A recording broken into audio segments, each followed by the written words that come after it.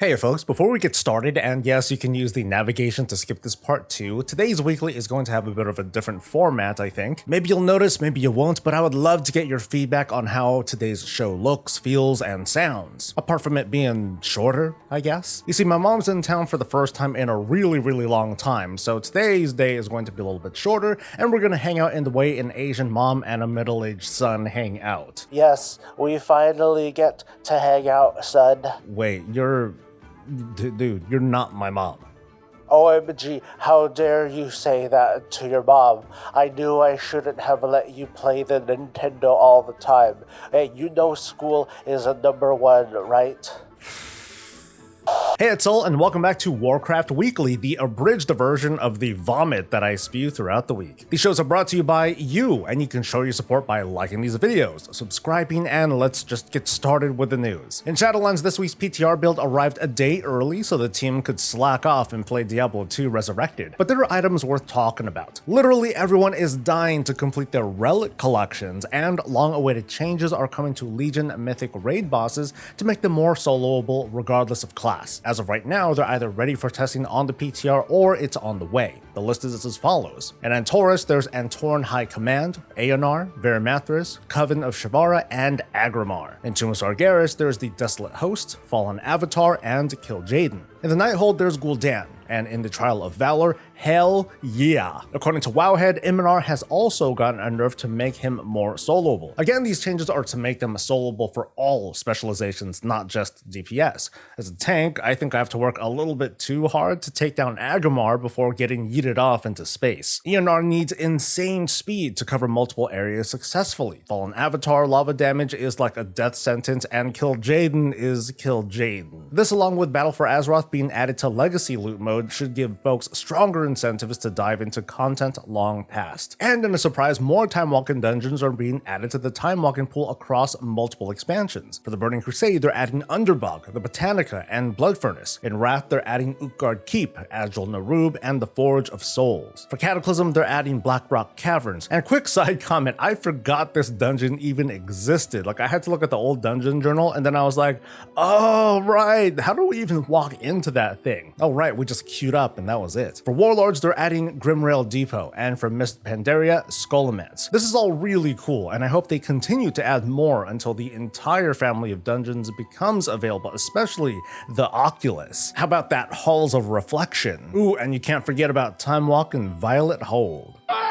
Funny how the most agonizing dungeons that come to mind came from Wrath, haha, but this is different from what fans like myself have been suggesting, and the grumbling has been getting louder for introducing a queue at max level that lets us play alongside characters who are leveling. A feature like that is nothing revolutionary at the slightest. Other MMOs like Final Fantasy XIV do something similar, and even today, queuing for regular dungeons works from levels 50 to 60. All that's needed is a proper motivator to encourage max level players to queue up like, I don't know, like Valor or Anima or Relics or whatever the heck expansion currency is available at the time. It's gonna give folks a lot to do and gets people of all skill levels playing together in a less hostile gaming space where everybody wins. And we're following up from the other week when many boots were data mined by the folks over at Wowhead. In 915, the Trial of Style vendor is going to add 6 variations of these boots to its shop, with the remaining pair as yet to be seen. It's sort of what people were asking for, like we want more stuff from the Trial of Style.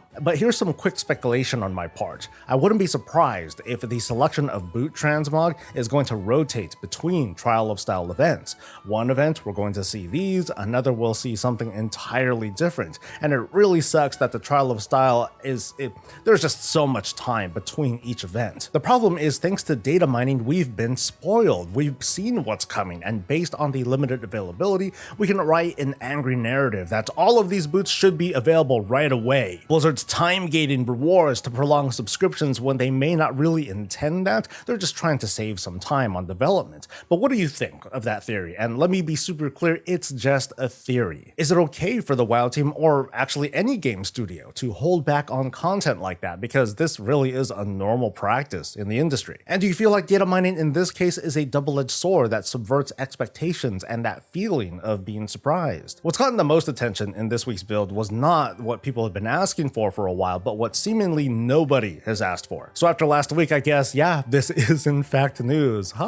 In a follow-up from last week's Fruitgate, which is likely an extension of the WoW team statements to remove references that are not appropriate to our world, they have changed the name of the good old Love Rocket mount to the Heartbreaker mount, which actually seems appropriate given the drop rate of this stupid thing. But to some very loud critics, it's an overreach. It's a sterilization of the game. It's trying to wipe the past as if it's never happened, and simply it's the wrong move to make. What's worse is that the non-communication behind these changes, and that they've happened for a few weeks in a row now, some are gripped with fear over what might be next. After all, WoW is still a world of fantasy tropes, including sexy demons and romance novels and alcohol and debauchery parties of sorts. We can transmog our characters to get all sexy-like, or transmog almost everything off because really it's none of your business. I can dress my character however I like. This started off with a name reference change here and there, to a few paintings, to a few juvenile sex jokes, but where does it end? And many are asking, why doesn't it just start and end with fixing the problems inside the company? Why does the game have to be involved? I should at least point out that it's a guarantee that these changes have nothing to do with China, because if it was just them, then the WoW team can just edit the Chinese version of the client,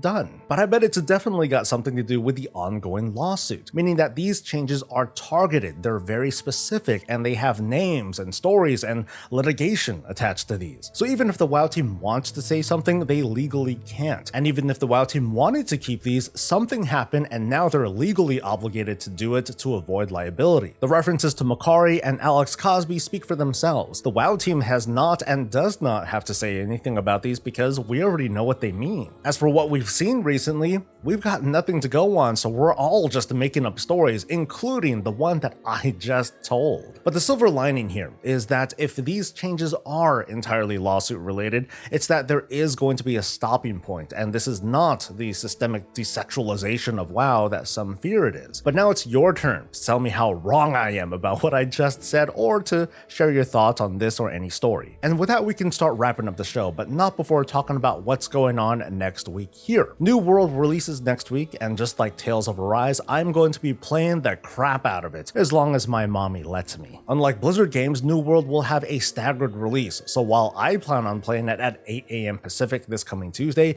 it's going to be available at 5 AM over on the East Coast, and whatever AM anywhere else. It's a bit weird, but I think I can get over it. I am jumping on the bandwagon, but in my own way, because I have no idea what it is that I would be power leveling towards, and as far as I know, there isn't much story to it, so I think my journey is going to be entirely that of self-discovery as a player and a gamer. What sort of person do I want to be in this new world? Haha, get it? Totally funny. So if you're down to join me, I'm going to be streaming it starting Tuesday. We'll start an early episode of Coffee while I wait for my region to launch, and I hope to see you there. Do me a favor too and wave hi to my mom in a comment. It's gonna make me look good, promise. Once again, thanks for supporting the channel in what is still considered rough times, and a huge thanks to Nick and Deacon for their generous patronage. You guys keep the lights on, and I'll be honest, I really missed reading names off during the weekly. As for the rest of you, thank you again one more time, and I will see you next week.